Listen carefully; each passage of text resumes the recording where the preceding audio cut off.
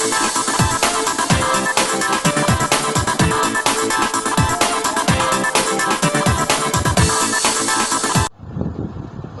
علیکم۔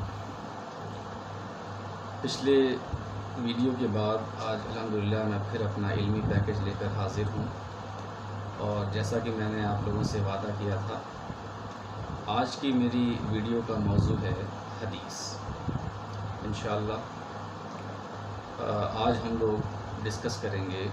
صحیح بخاری کی احادیث، صحیح بخاری کی شروعات کریں گے انشاءاللہ۔ اور پہلا ویڈیو ہمارا قرآن پر تھا، جو الحمدللہ بہت لوگوں نے دیکھا اور اس کو سراہا بھی۔ آپ نے بھی اگر اب تک ہمارا وہ ویڈیو نہ دیکھا ہو تو آپ اوپر آئی کلک کر کے وہ ویڈیو دیکھ سکتے ہیں، اور آپ ہمارے چینل کو سبسکرائب ضرور کر لیں اور بیل آئیکن کو پریس کر لیں، تاکہ ہماری جو بھی ویڈیوز آ رہی ہیں وہ آپ تک ریگولرلی پہنچتی رہیں۔ اس سے انشاءاللہ آپ اس چینل کا بھرپور فائدہ اٹھا سکیں گے۔ تو آئیے شروع کرتے ہیں اپنا آج کا موضوع، صحیح بخاری۔ انشاءاللہ آج ہم صحیح بخاری کی شروعات کریں گے۔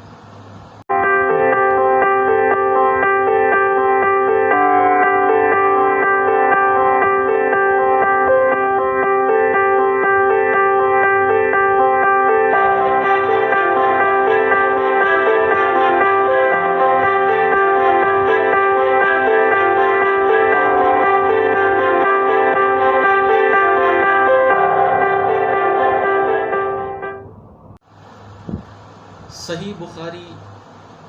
حدیث کی کتابوں میں سب سے مستند کتاب ہے، اور قرآن کے بعد دنیا کی سب سے صحیح کتاب کا درجہ اسے دیا جاتا ہے۔ علماء کا قول ہے کہ یہ اصح الکتاب بعد کتاب اللہ ہے، اللہ کی کتاب کے بعد سب سے صحیح کتاب ہے۔ تو ہم صحیح بخاری کی شروعات کرتے ہیں، اور اس کا جو سب سے پہلا چیپٹر ہے وہ ہے کتاب الوحی، وحی کا بیان۔ وحی کسے کہتے ہیں؟ تقریباً سبھی لوگ جانتے ہیں کہ اللہ تعالیٰ کی پیغام ایک فرشتے کے ذریعے نبی تک آنا، اس کو کہتے ہیں وحی۔ تو چونکہ ہمارے دین کی شروعات ہی وحی سے ہوئی، نبی صلی اللہ علیہ وآلہ وسلم کی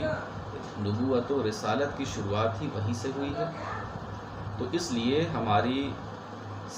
تمام دینی علوم میں سب سے پہلی چیز وحی ہے۔ اس لیے یہی وجہ ہے کہ امام بخاری رحمہ اللہ نے اپنی اس کتاب میں جو سب سے پہلا جو چیپٹر رکھا ہے وہ ہے کتاب الوحی۔ وحی کے بیان میں انہوں نے حدیثیں جمع کی ہیں۔ تو ہم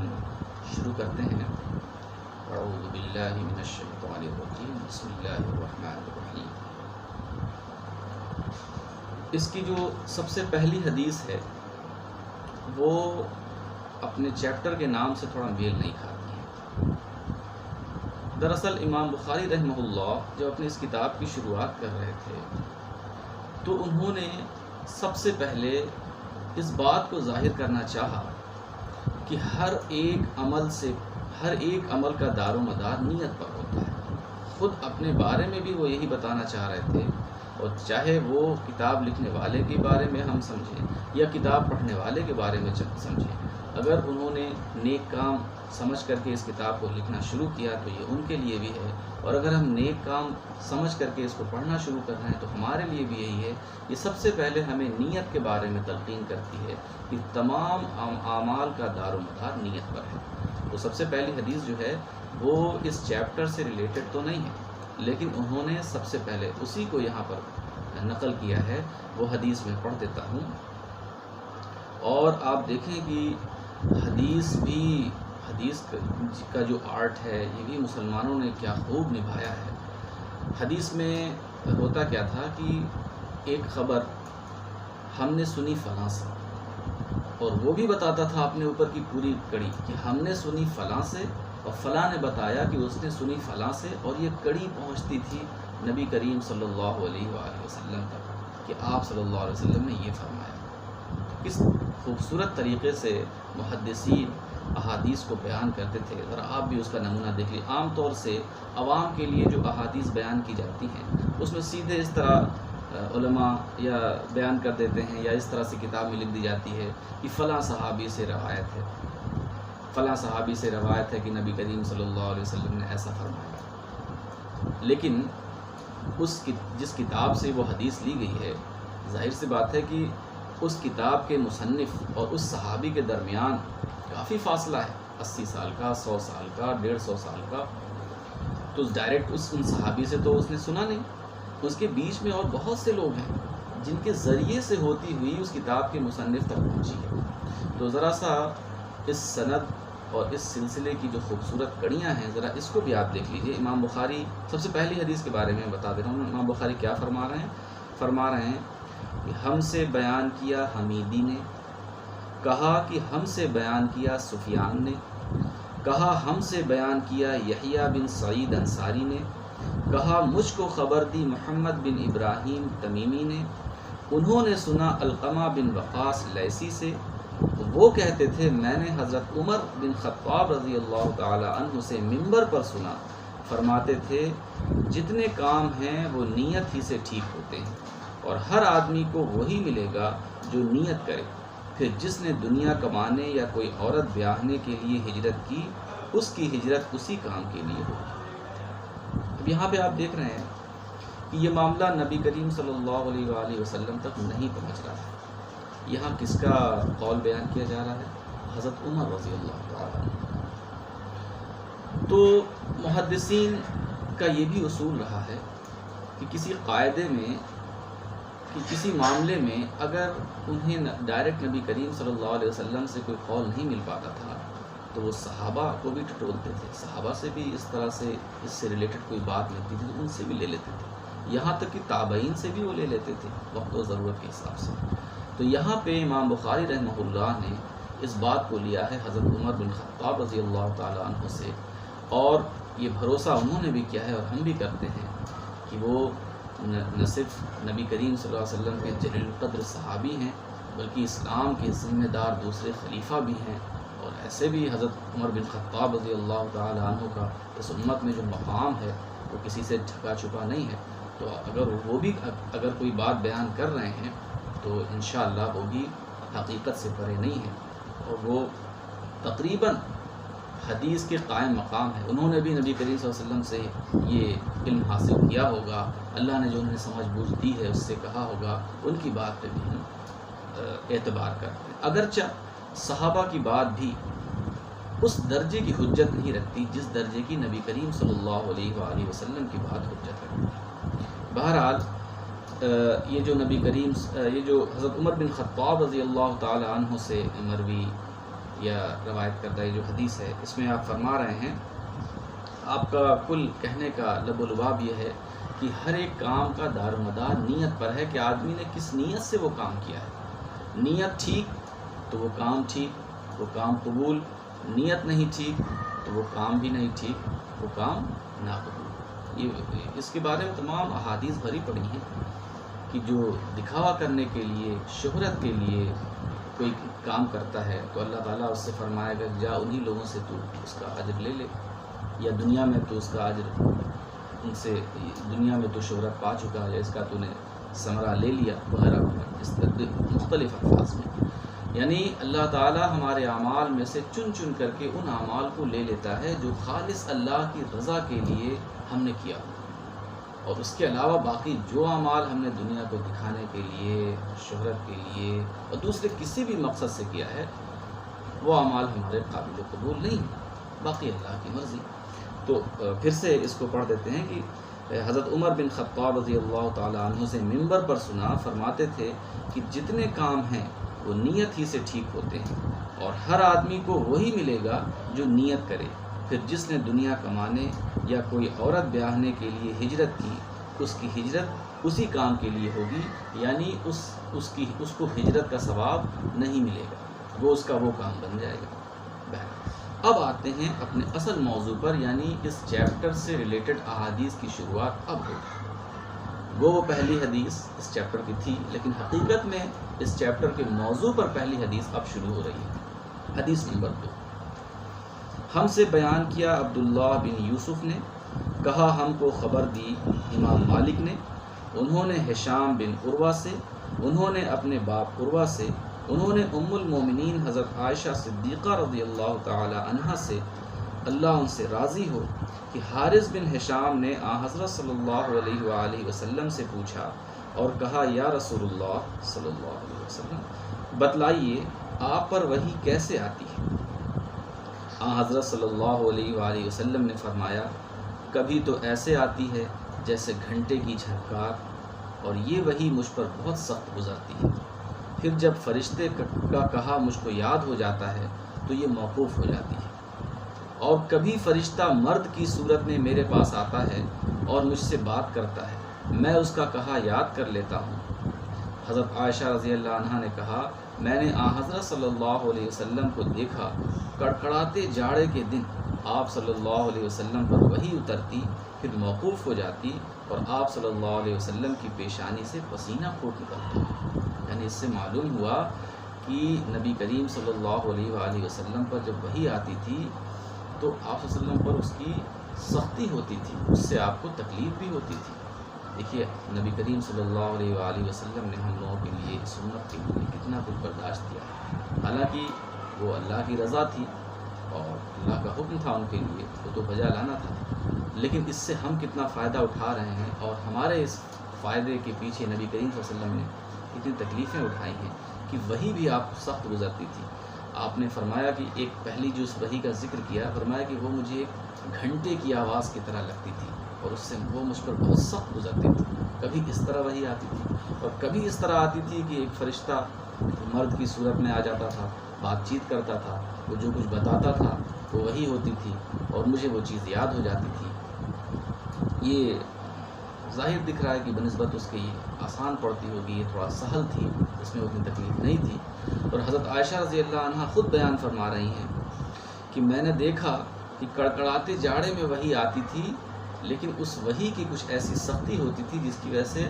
آپ کے مبارک چہرے سے، آپ کی مبارک پیشانی سے پسینہ پھوٹ نکلتا تھا۔ تو اس سے ہمیں وحی کی کیفیت معلوم ہوئی کہ نبی کریم صلی اللہ علیہ وآلہ وسلم پر وحی کس طرح آیا کرتی ہے۔ اب اس کے بعد ایک حدیث اور ذکر کروں گا۔ اب تیسری حدیث بیان کرتے ہیں کہ ہم سے بیان کیا یحییٰ بن بکیر نے، کہا ہم کو خبر دی لیث نے، انہوں نے عقیل سے، انہوں نے ابن شہاب سے، انہوں نے عروہ بن زبیر سے، انہوں نے ام المومنین حضرت عائشہ صدیقہ رضی اللہ تعالی عنہا سے، انہوں نے کہا پہلے جو وحی حضرت صلی اللہ علیہ وسلم پر شروع ہوئی وہ اچھا خواب تھا، سوتے میں جو آپ خواب دیکھتے وہ صبح کی روشنی کی طرح نمود ہوتا، پھر آپ کو تنہائی بھلی لگنے لگی اور آپ حرا کے غار میں اکیلے رہا کرتے اور وہاں گنتی کی کئی راتیں تپسیا یعنی عبادت کرتے، جب تک گھر میں آنے کا شوق پیدا ہوتا اور اس کام کے لیے توشہ ساتھ لے جاتے، پھر جب توشہ ختم ہو جاتا تو حضرت خدیجہ رضی اللہ عنہا کے پاس لوٹ کر آتے، اتنا ہی توشہ اور لے جاتے، یہاں تک کہ آپ غار حرا میں تھے کہ آپ پر وحی آ پہنچی۔ حضرت جبرائیل علیہ السلام آئے، انہوں نے کہا پڑھ۔ آپ صلی اللہ علیہ وسلم نے فرمایا کہ میں نے کہا میں پڑھا آدمی نہیں ہوں۔ آپ فرماتے ہیں کہ پھر جبرائیل نے مجھ کو پکڑ کر ایسا بھینچا کہ میں بے طاقت ہو گیا، پھر مجھ کو چھوڑ دیا اور کہا پڑھ۔ میں نے کہا میں پڑھا لکھا آدمی نہیں ہوں۔ انہوں نے پھر مجھ کو پکڑا، دوسری بار دبایا، اتنا کہ میری طاقت نے جواب دے دیا، پھر مجھ کو چھوڑ دیا اور کہا پڑھ۔ میں نے کہا میں پڑھا لکھا نہیں ہوں۔ انہوں نے پھر مجھ کو پکڑا اور تیسری مرتبہ دبوچا، پھر مجھ کو چھوڑ دیا اور کہنے لگے اس پروردگار کے نام سے پڑھ جس نے بنائی آدمی کو پھٹکی، جس نے آدمی کو خون کی پھٹکی سے بنایا، پڑھ اور تیرا پروردگار بڑے کرم والا ہے۔ بس یہی آیتیں حضرت جبرائیل علیہ السلام سے سن کر آپ پہاڑ سے لوٹے۔ آپ صلی اللہ علیہ وسلم کا دل ڈر کے مارے کانپ رہا تھا۔ حضرت خدیجہ رضی اللہ عنہا جو خولید کی بیٹی تھیں ان کے پاس گئے اور فرمانے لگے مجھ کو کپڑا اڑا دو، مجھ کو کپڑا اڑا دو۔ لوگوں نے آپ کو کپڑا اڑا دیا۔ جب آپ صلی اللہ علیہ وسلم کا ڈر جاتا رہا تو آپ نے خدیجہ رضی اللہ عنہ سے یہ قصہ بیان کر کے فرمایا مجھے اپنی جان کا ڈر ہے۔ خدیجہ رضی اللہ عنہ نے کہا ہرگز نہیں، قسم خدا کی اللہ تم کو کبھی رسوا نہیں کرے گا، تم تو ناطہ جوڑتے ہو اور نعتوں کا بوجھ اپنے اوپر لیتے ہو، اور جو چیز لوگوں کے پاس نہیں وہ ان کو کما دیتے ہو، اور مہمان کی مہمانی کرتے ہو، اور حادثوں میں حق کی مدد کرتے ہو۔ پھر خدیجہ آپ کو ساتھ لے کر چلی، یہاں تک کہ ورقہ بن نوفل بن اسد بن عبد العزیٰ کے پاس، جو خدیجہ رضی اللہ عنہ کے چچازاد بھائی تھے، لائیں۔ اور وہ ایک شخص تھے جو بت پرستی چھوڑ کر جاہلیت کے زمانے میں عیسائی بن گئے تھے، اور وہ عبرانی زبان جانتے تھے، تو انجیل شریف سے جو اللہ ان سے لکھوانا چاہتا وہ عبرانی زبان میں لکھا کرتے، اور بوڑھے ضعیف ہو کر اندھے ہو گئے تھے۔ خدیجہ رضی اللہ عنہ نے ان سے کہا میرے چچا زاد بھائی، ذرا اپنے بھتیجے یعنی حضرت محمد صلی اللہ علیہ وسلم کی بات تو سنو۔ ورقہ نے آپ سے کہا میرے بھتیجے کہو تم نے کیا دیکھا؟ حضرت صلی اللہ علیہ وسلم نے جو دیکھا تھا وہ ان سے بیان کر دیا۔ تب تو ورقہ بن نوفل کہہ اٹھے یہ تو وہ رازدار فرشتہ ہے جس کو اللہ نے حضرت موسیٰ پر اتارا تھا، کاش میں اس وقت تیری پیغمبری کے زمانے میں جوان ہوتا، کاش میں اس وقت تک زندہ رہتا جب تم کو تمہاری قوم نکال باہر کرے گی۔ حضرت صلی اللہ علیہ وسلم نے فرمایا کیا وہ مجھ کو نکال دیں گے؟ ورقہ نے کہا ہاں، جب کبھی کسی شخص نے ایسی بات کہی جیسی تم کہتے ہو تو لوگ اس کے دشمن ہو گئے، اور اگر میں اس دن تک جیتا رہا تو تمہاری پوری مدد کروں گا۔ پھر بہت زمانہ نہیں گزرا تھا کہ ورقہ مر گئے اور وہی آنا بند ہو گیا۔ ابن شہاب نے کہا جو اس حدیث کے راوی ہیں کہ مجھ سے ابو سلمہ بن عبد الرحمن نے جابر بن عبداللہ انصاری سے سن کر بیان کیا، وہ وہی بند رہنے کا تذکرہ کرتے تھے۔ انہوں نے حضرت صلی اللہ علیہ وسلم سے یوں نقل کیا، آپ نے فرمایا میں ایک بار رستے میں جا رہا تھا، اتنے میں نے آسمان سے ایک آواز سنی، آنکھ اٹھا کر اوپر دیکھا تو کیا دیکھتا ہوں وہی فرشتہ جو غار حرا میں میرے پاس آیا تھا، آسمان اور زمین کے بیچ میں ایک کرسی پر معلق بیٹھا۔ میں یہ دیکھ کر ڈر گیا، اپنے گھر کو لوٹا، میں نے گھر والوں سے کہا مجھ کو کپڑا اوڑھا دو۔ تب اللہ تعالیٰ نے یہ آیتیں اتاری، اے کپڑا اوڑھنے والے اٹھ، لوگوں کو ڈرا، اس آیت تک، اور پلیدی چھوڑ دے۔ پھر تو وہی گرم ہو گئی اور برابر آنے لگی۔ یحییٰ کے ساتھ اس حدیث کو عبداللہ اور ابو صالح نے بھی روایت کیا، اور عقیل کے ساتھ ہلال بن رداد نے بھی زہری سے روایت کیا، اور یونس اور معمر نے اپنی روایت میں فوادہ کے بدلے بوادرہ کہا۔ تو آج کا ہمارا درس حدیث کا سلسلہ الحمدللہ یہی مکمل ہوا، اور انشاءاللہ اس کے بعد اب ہم اپنی اگلی ویڈیو کے ساتھ حاضر ہوں گے اسلامی تاریخ کی ویڈیو لے کر۔ تو تب تک آپ انتظار کیجیے اور اس ویڈیو کو خوب شیئر کیجیے، اور ہمارے چینل کو جن لوگوں نے سبسکرائب نہیں کیا ہے وہ سبسکرائب بھی کریں اور بیل آئیکن کو پریس کریں تاکہ ان کو ہماری ویڈیوز ریگولرلی ملتی رہیں اور آپ اس چینل سے استفادہ کریں۔ انشاءاللہ ہم اپنے اس علمی پیکج کے اندر آپ کے لیے بہترین مواد لے کر آتے رہیں گے اور آپ اس سے فائدہ اٹھاتے رہیں گے انشاءاللہ۔ تب تک کے لیے اجازت دیجیے۔ السلام علیکم ورحمۃ اللہ وبرکاتہ۔